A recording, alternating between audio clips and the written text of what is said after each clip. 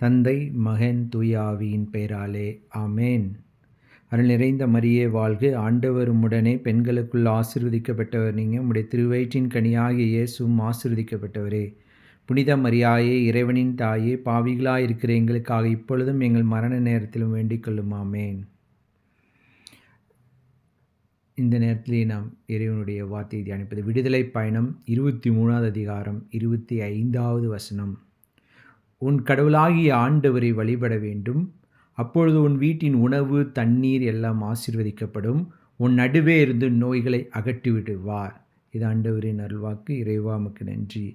இந்த இறைவார்த்தை நமக்கு வலுவூட்டுகிறது. முதலிலே ஆண்டவர் கேட்கிறது வர்ஷிப். ரோமர் 12வது அதிகாரம் 1வது வசனம்.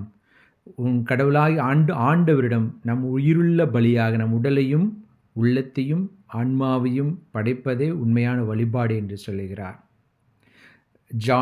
யோவானில் சொல்கிறார் ஆண்டவர், உங்கள் கடவுள் உண்மையுள் உங்கள் உள்ளத்திலே நீங்கள் வழிபட வேண்டும்.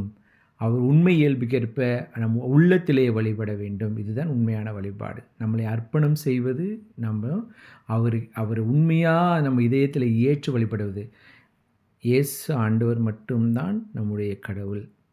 நம்முடைய பணமோ நம்முடைய பொருளோ இந்த உலகத்தில் மனிதர்களோ நம்மளுடைய கடவுள் அல்ல. இயேசு ஆண்டவர் கடவுள் என்று சொல்லி நம் வழிபட்டு,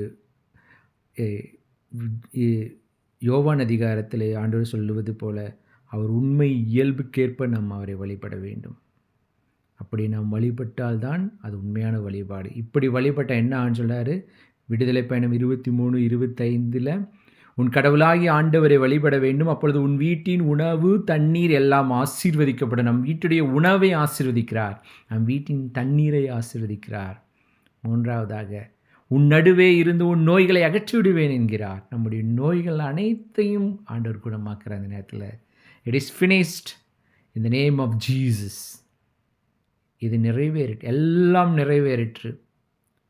அன்னை மரியாள் வழியாக நாம் ஜெபிப்போம். இதை நம் வீட்டிலே நிறைவேறிவிட்டது என்று. அருள் நிறைந்த மரியே வாழ்க, ஆண்டவர் உம்முடனே, பெண்களுக்குள் ஆசீர் பெற்றவள் நீர், உம்முடைய திருவயிற்றின் கனியாகி இயேசுவும் ஆசீர்வதிக்கப்பட்டவரே.